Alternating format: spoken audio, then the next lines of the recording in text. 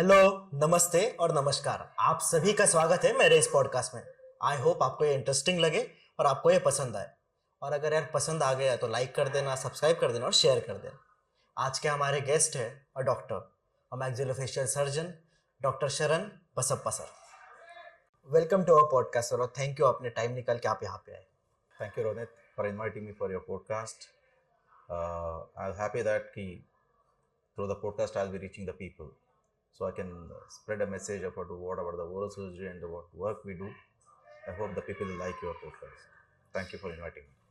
Sir सबसे पहले ये बता दीजिए कि मैक्सिलोफेशियल सर्जन का काम होता क्या है। मैक्सिलोफेशियल सर्जन का काम ये है कि आफ्टर डेंटिस्ट्री मतलब आपको पहला डेंटिस्ट्री एडमिशन लेना पड़ेगा, फिर then you will be going for a post graduation in the surgical work related with the dentistry. Okay. Any work, any surgery is done when related to the tooth and its surrounding. What we say is the face and the neck. So that is going to be dealt by the maxillofacial surgeons. So for that you need to again go for a post graduation for 3 years and then some fellowships for the specialized work like cancer, cosmetic surgery. Okay. So it's an extensive training one need to go for that. तो मतलब ये cancer surgery में भी help करते हैं। Yes. Cosmetic surgery में और मतलब हेड एंड नेक में। Head and neck में like you take the neurosurgeon also works. हाँ। Ophthalmology works, ENT works, then the rest of the area which is going to be remained that is dealt with the maxillofacial surgeon. Okay sir, अभी आपने cancer का नाम लिया तो इससे related मैं एक क्वेश्चन पूछना चाहूँगा कि कैंसर का नंबर जो बोलते हैं कि अभी बढ़ रहे हैं केसेस, तो ये इसकी वजह से है कि पहले अवेयरनेस नहीं था तो डिटेक्शन कम था, इसकी वजह से नंबर्स कम थे। अभी अवेयरनेस ज़्यादा है तो डिटेक्शन ज़्यादा है। नहीं, that is not the way. Like definitely number बढ़ चुका है, number भी बढ़ चुका है and then maybe now what we see is the younger generation people and because of this bad habits of having गुटखा उसके से डेफिनेटली नंबर बढ़ चुका है एंड देन पहले तो ये देखा जाता था कि मे बी 40 या 50 एज लोगों को देखते थे। राइट। हाँ। Today generation like what I am seeing is 20 plus या मे बी 30। हाँ। जिसने भी हैबिट स्टार्ट कर लिया तो फिर then I am seeing recently देख 30 प्लस पेशेंट्स को देख रहा हूँ। So that is going to the very bad state of affairs. Younger generation going to suffer and then maybe मुझे लगता है कि ये नंबर बढ़ने वाला है आगे जाके। बढ़ने वाला है डेफिनेटली ये बढ़ने वाला है because still we are not working on the prevention part and awareness part. The public society should understand these things. Okay sir, if I may ask कि आपको इस फील्ड में कितना एक्सपीरियंस हो चुका है अभी? 25 years plus इन सर्जरीज। या ओके, तो लाइक इन दिस सर्जरी में आपने इन 30 सालों में कि ऐसे कुछ लाइक मैं देखता हूँ अभी कि मैं जितना भी घूमता हूँ तो मैं देखता हूँ कि एक यंगर जनरेशन, एक सर्टेन एज ग्रुप है 2000 मतलब वो बहुत ज़्यादा है ना, टोबैको कंजम्पशन है, अल्कोहल कंजम्पशन है या फिर स्मोकिंग हो गया, ये चीज़ें मैं देखता हूँ रेगुलरली सोसाइटी में। तो एक सर्टेन एज ग्रुप है वैसे, तो आपने ये चीज़ कभी मतलब आपको ऐसा ऑब्जर्वेशन हुआ है कि एक सर्टेन एज ग्रुप में एक कैंसर का जो नंबर है वो बढ़ रहा है? सर्टेन एज डेफिनेटली एज बोल के डिफरेंट नहीं कर सकते क्योंकि because what we see is a variety of patient देखते हैं हम लोग। हाँ। Maybe even up to 70-80 वाला एज को भी देखते हैं and maybe now I'm seeing the 30 also. So we can say that anybody like 30 में तो we cannot expect this one. Okay. Obviously 40 plus या maybe 50 plus maybe we can expect it. It can happen to anybody who's having a habit, who's not having a habit also. लेकिन जो habit कर रहे हैं उनको तो definitely prone, they are very much prone. But now it is added more for the increase in the number and the severity also. ये बढ़ चुका है। कभी आपने ऐसा केस देखा कि देख के आप भी शौक है, यार ये तो मतलब इतना यंग था? Yeah, of course, not a cancer. I had one case where जो लोग गुटखा खाते हैं, so a condition developed called as submucous fibrosis, जहाँ पर मुंह नहीं खुलता है, एकदम मुंह कड़क होकर बंद हो जाता है। So this I have seen in the 8-year-old kid. 8-year-old? 8-year-old. So starting reasons होते कि मुंह नहीं खुलता बच्चे का, तो फिर मुझे लगा कुछ अदर रीजंस होगा। जब इंक्वायरी किए तो पता चला कि बच्चा सिर्फ व्हाट यू कॉल योर सुपारी that he has had a habit of eating सुपारी बिकॉज जब भी पेरेंट्स उसको 1 रुपया देंगे तो जाके वो सुपारी खरीद के खा रहा था। ऑलरेडी उसका आधा बंद हो चुका है, तो फिर अभी ग्रोथ कैसा होगा, that is a big challenging things for the patient as well as parents. So this is one thing why I surprised with this. ये जो लोग बहुत ज़्यादा मतलब अभी ये जो यही एज ग्रुप का मैं जो बात कर रहा हूँ, स्मोकिंग है या फिर टोबैको कंजम्पशन है, बहुत लोगों में ये कंजम्पशन है, लेकिन इससे मतलब एक वार्निंग साइन कौन सा रहता है बॉडी के लिए कि ये लोगों को अभी समझ जाना चाहिए कि यार ये बॉडी अभी साइन दे रहा है, now we should stop? Obviously अगर टोबैको चू कर रहा है कहीं ना कहीं तो उन्हें अल्सर बनना शुरू हो जाता है, म्यूकोजल चेंजेस शुरू हो जाता है, तो फिर वो अगर रेगुलरली दिखाते हैं कि जाके डॉक्टर को दिखाएंगे कि वो फिर वो चेंजेस दिखने लगता है हम लोगों को, अगर वो डॉक्टर्स बोलता है कि यार चेंजेस हो रहा है तो फिर तब रुकना चाहिए एक तो, या तो जो OSMF केस में बता रहा था कि जो सबम्यूकोस फाइब्रोसिस, उसमें most of the time what happens is mouth opening कम हो जाता है, देन वो टीथ जो है ना वो चीक को फ्रिक्शन करना शुरू करता है, तो फिर अल्सर्स बनना शुरू हो जाता है, वो एक कारण हो सकता है. And then any patient with the sharp teeth, cusp बोलते हैं जो हम लोग, सो जब भी वो अल्सर डेवलप होता है टंग पे होता है मोस्ट ऑफ द टाइम, सो वहाँ पर अगर अल्सर आपका हील नहीं हो रहा है, अगर any ulcer in the oral cavity अगर आपको 15 दिन में हील नहीं हो रहा है या तो 20 डेज में हील नहीं होता है, तो आपको इज़ अ वार्निंग साइन. आप ये मत सोचो कि चलो थोड़ा सा मेडिकल शॉप जाएंगे और मल्टीविटामिन खाएंगे फिर चलेगा, फिर थोड़ा बंद हो रहा है, फिर थोड़ा हील होता है, फिर बाद में फिर हील नहीं होता है, उसमें definitely that will convert to become cancer. मतलब ये सिर्फ टोबैको और ये चीज़ों से नहीं होता, it can happen with sharp cusp tooth also. उसमें तो definitely what I seen that is very common with the 40 age के बाद में होता है कि जहाँ पर एल्डर पीपल जहाँ पर कस्प पूरा शार्प होना शुरू हो जाता है ग्राइंडिंग होके, वो तो उन लोगों में देखता हूँ. इन यंगर एज ग्रुप में भी बिकॉज ऑफ द टोबैको और other things consumption bad habits के कारण, लेकिन डेफिनेटली वो एज ग्रुप में ये होता है कि टंग का लीजन जल्दी होता है, तो फिर पेशेंट कम्स सेइंग दैट हम तो टोबैको नहीं खाते फिर भी क्यों हुआ है, that is only the reason is that sharp cusp tooth. So एक केसेस देखा है मैंने कि मैक्सिमम केसेस ये इसके कारण हो चुका है. तो फिर that whenever they go to dental surgeon make it sure that कि वो जो शार्प कस्ट है उसको स्मूथ कराना चाहिए. अगर वो शार्प कस्ट वजह से आपका टंग का अल्सर हो रहा है, बार बार हो रहा है, आप बेटर जाके आप डॉक्टर पास जाइए और उसको स्मूथ करा लीजिए. एंड ध्यान रखिए कि अल्सर ना बने, और अगर गलती से अल्सर बन गया फिर भी ये देखिए कि 20 डेज में हील होना चाहिए. अगर वो शार्प कस्ट शार्प कस्ट अगर कम नहीं करेंगे तो हील नहीं होगा, ये गारंटी. आप कितने भी मल्टीविटामिन खा लो कम नहीं होगा. सो बेस्ट ट्रीटमेंट इज आपको शार्प कस्ट कम करना ही पड़ेगा. एंड देन जो हैबिट के कारण होता है उन लोगों को तो डेफिनेटली हैबिट बंद करना ही पड़ेगा. देन अगर वार्निंग साइन मिल रहा है, आपको चेंजेस हो रहा है, बंद करना चाहिए. तो हो सकता है कि chances like it's like you are standing in the border of the entering cancer zone.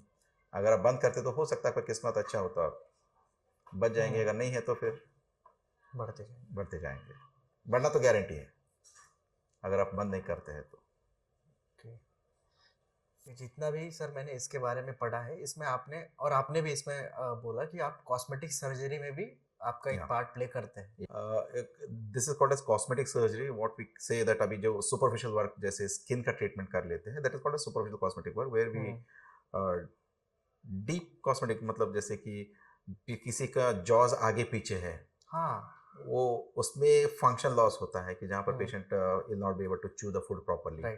और some people nowadays in the fashion trend where we call as a V jaw surgeries.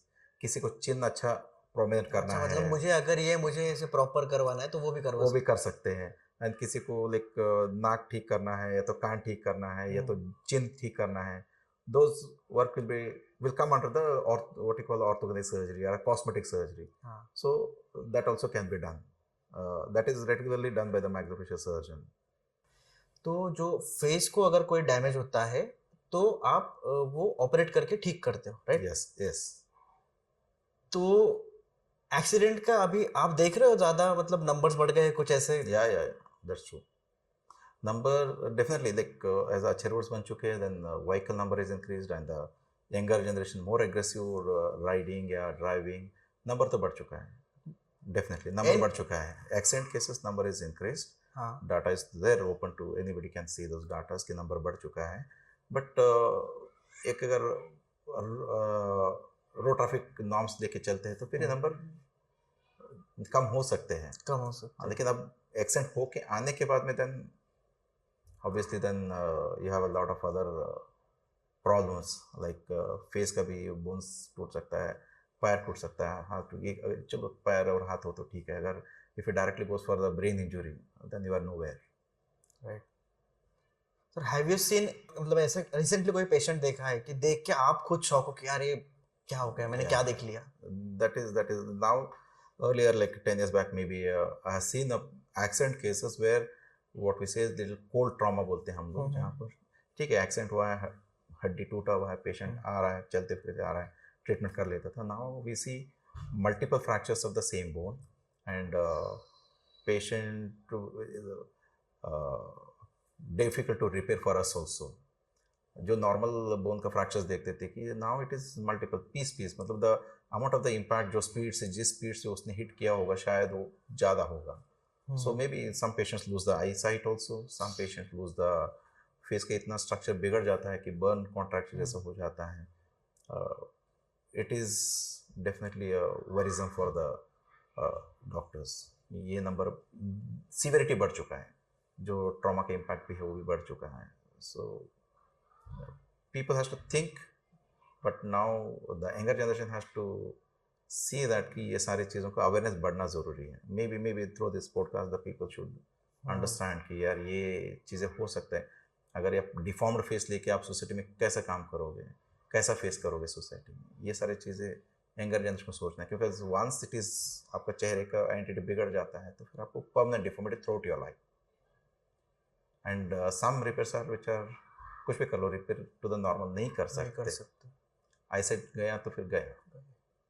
So younger generation has to think over it. Sir अभी एक थोड़ा सा sensitive वाला question पूछना चाहूँगा. एक Covid का पीरियड था जब ब्लैक फंगस या फिर जिसे हम बोलते हैं म्यूकोरमाइकोसिस के केसेस बहुत आए थे. तो वो केसेस भी आपने डील किए हैं personally? Yes, black fungus it was occasional disorder बोलते हैं जो हम लोग की वेरी रेयरली जो साल में एक हाथ 2 पेशेंट देखता था मैं. अभी जो कोविड पीरियड में सडनली अराउंड नियरली 150 केसेस देखे हम लोगों ने. And it was number was very huge and it was very unfortunate to for the society to have such worse disease, जहाँ पर पेशेंट बहुत सारे लोग एक्सपायर भी हो चुके हैं, बहुत सारे लोग अपना प्रॉपर्टीज लॉस कर लिए just to get the treatment done. And it was a new disease for us also. होता क्यों है sir? Definitely little opinion differ हो सकता है. Some people tell it's a mucormycosis. Some people say that okay, articles what we say is like COVID की वजह से हो चुका है. Ultimately that is necrosis of bone happens. What we say that हड्डी पूरा सड़ चुका है, तो फिर ट्रीटमेंट करना तो अभी उसको बचा तो कोई नहीं बचा सकता, वो तो निकाल के छोड़ना ही है. तो फिर that's how people are lost. मतलब वो बोन निकाल के completely the mandible, maxilla, आधा निकालो, पूरा निकालो. So lot of anger, like I see in a 20-year-old kid, like वहाँ जहाँ पर उसका completely maxilla चला गया. So these things happened and then इसमें there's no question of prevention, या तो treatment is also difficult to rehabilitate जो बोलते हैं, जो हम लोग पेशेंट को अभी दांत लगाना भी है very difficult and only try कर सकते कि चलो ट्रीटमेंट करेंगे तो भी that very expensive, around 6 to 7 lakh का सिर्फ मटेरियल का इम्प्लांट्स बनते हैं उसके लिए. पेशेंट स्पेसिफिक इम्प्लांट बोलते हैं, जहाँ पर वो एक ही पेशेंट का वैसा बन जाता है. वो 3D printing of titanium material से करके रिहेबिलिटेट कर सकते हैं पेशेंट को, बट वेरी एक्सपेंसिव एंड सारे लोग ऐसे अफोर्ड नहीं कर सकेंगे. Very and that too guarantee nothing. अभी आज रिहेबिलिट करके छोड़ेंगे, लेकिन हो सकता है कि 5 साल में भी पेशेंट अच्छा रहे, 10 साल रहे बाद में तो अगर नहीं हुआ तो एवरीथिंग इज वेस्ट. लेकिन ये कैंसर जैसा नहीं होता ना कि कैंसर जैसा नहीं, डेफिनेटली कैंसर जैसा तो नहीं. उतना निकाल के रख दिया, निकाल के रख दिया और वुंड हील हो गया, well and good, patient is surviving till. ऐसा not like cancer, definitely is not like cancer. जैसे रिकरेंस होता है या नहीं, ऐसे कुछ नथिंग लाइक दैट. ये तो नॉर्मल बिनाइन कंडीशन बोलते हैं हम लोग.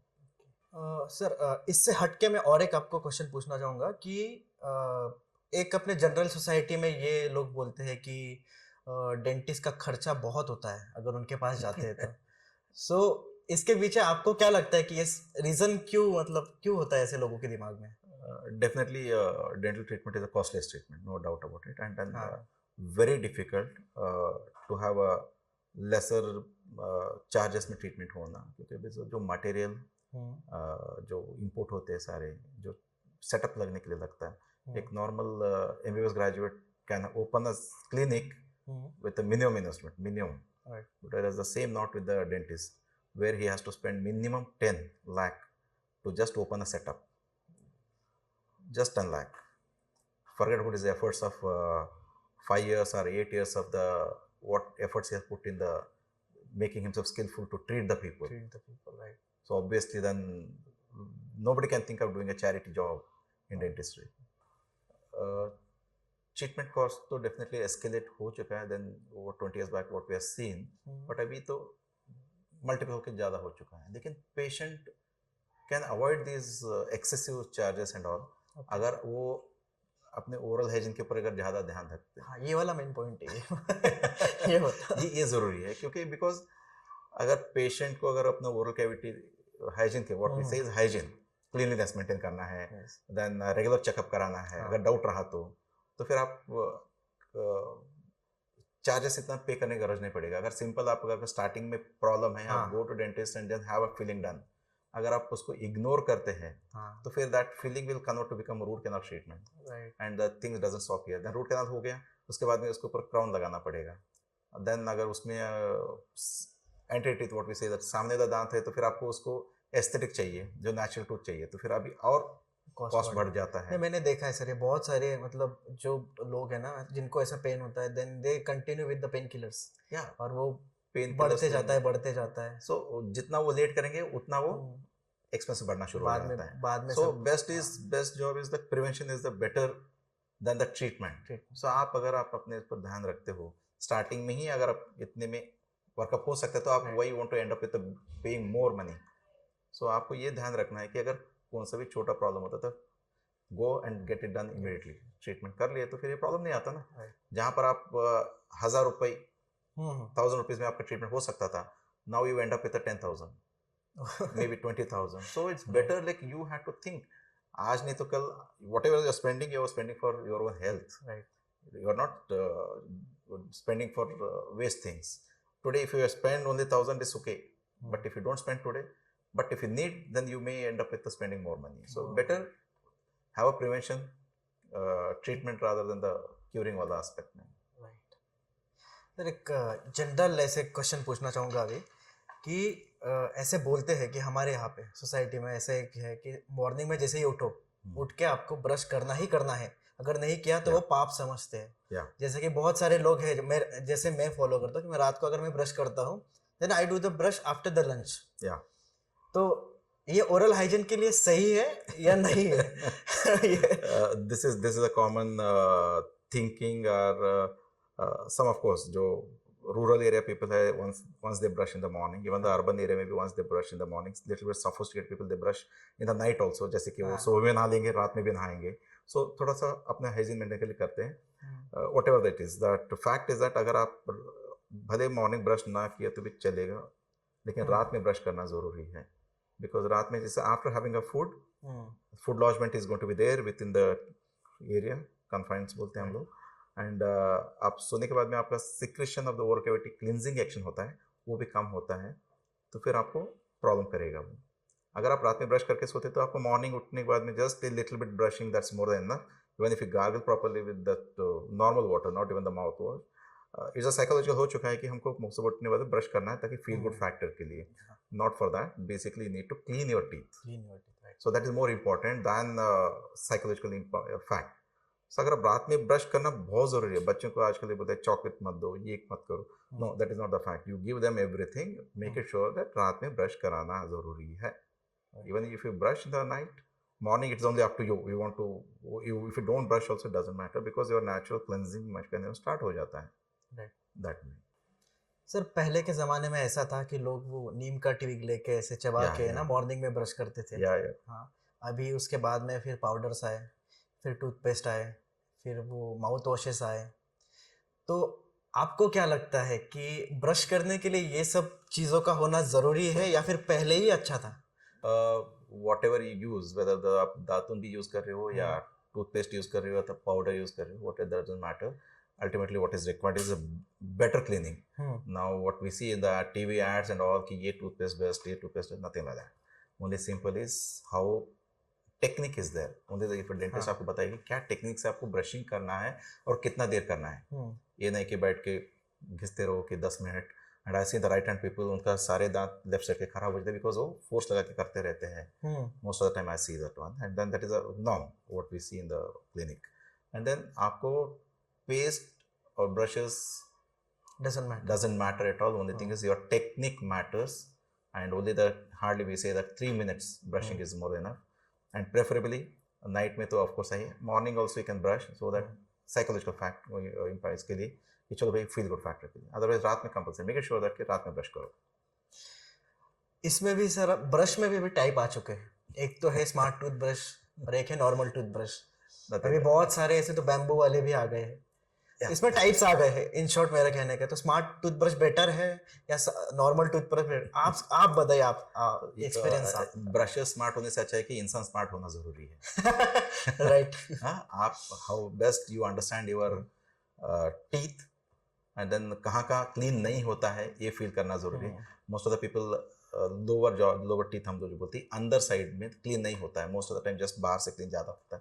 सो वो कर लेना जरूरी है अंदर की तरफ से brush. So you need to be smart. भी आपको समझ में आना चाहिए कि सारे टीथ का सरफेस एरिया प्लस इंटरडेंटल भी say that has to be clean. And then आपको इतना ये करना जरूरी नहीं कि मतलब as I told only 3 minutes इज more than sufficient to using that dental technique, proper technique, that is sufficient. मतलब ये माउथ वॉश वगैरह इतना यूज करने की जरूरत नहीं, just a gargle of water is enough, more than enough. Because mouthwash से आप जितना ज़्यादा माउथ वॉश यूज़ करेंगे उतना माइक्रो ऑर्गेनिजम्स निकलते जाएंगे। So it hardly matters whether you people say okay mouth wash use करो, ये करो। I tell you like I have not use mouth wash till now because as long as you clean your teeth properly and after having food you gargle properly, आपको गरज नहीं है, you need not to have all this things compulsorily. Like it is one need to feel that अगर आपका smell आता है तो आपको पता चल जाता है। So you use proper technique for brushing, that is more than enough. And आपको माउथ वॉश का मुझे नहीं लगता कि जरूरत है honestly. This is a personal opinion. And then maybe after some treatments, of course we will advise only after some where the person cannot brush. In a lot of other treatment we do, like जब procedure करते हैं surgical procedures, he cannot brush. So that time we use mouthwash only for a limited period.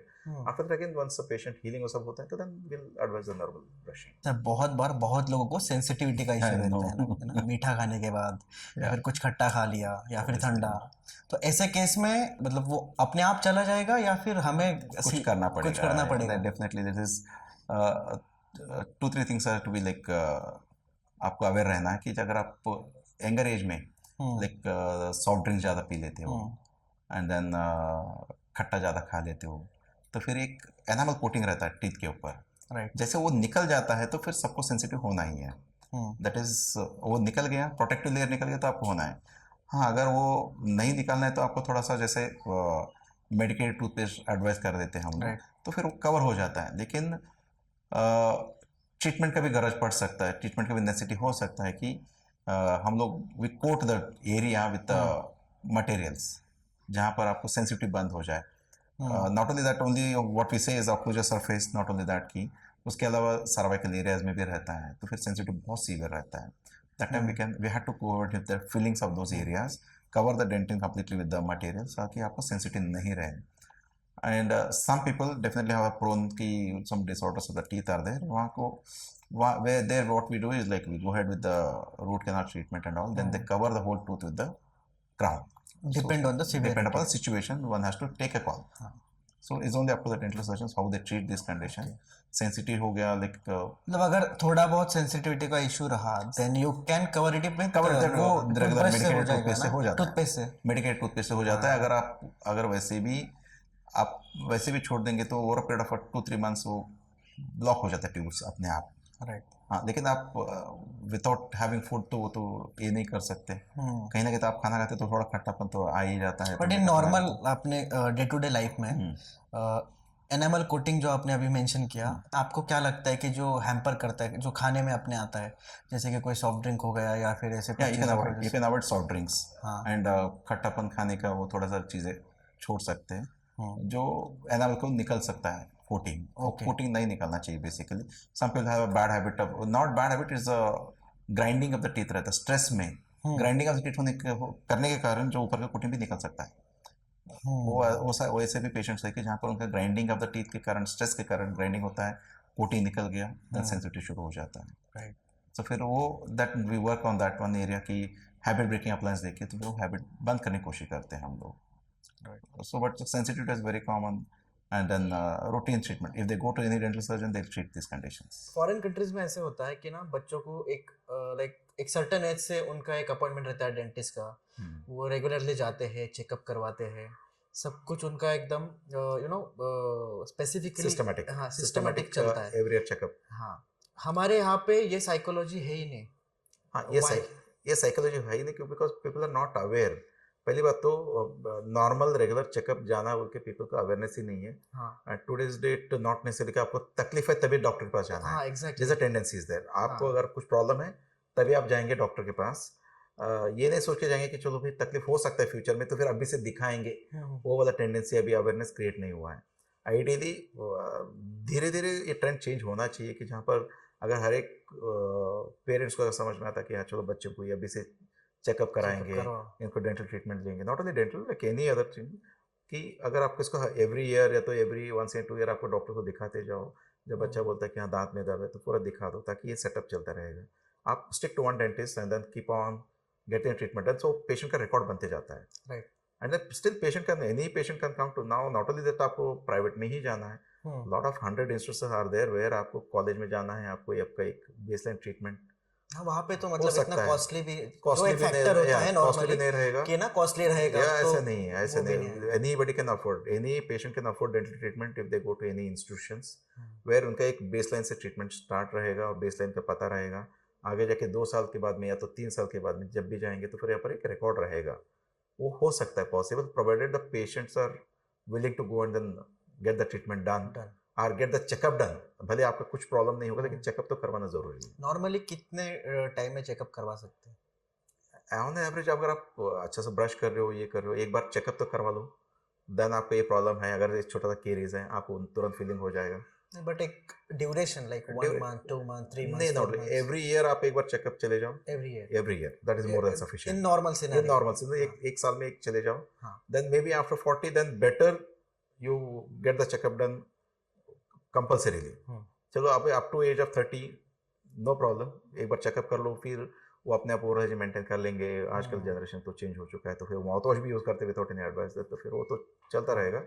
लेकिन after 40 तो it's a must, it's a must because you need to have a teeth so that you can chew the food properly, so that digestion can happen properly, so that your health can maintain. Otherwise आप if the teeth are not there then आपका chewing भी नहीं होगा, आपका digestion भी problem होगा, then आपको health में problem करेगा।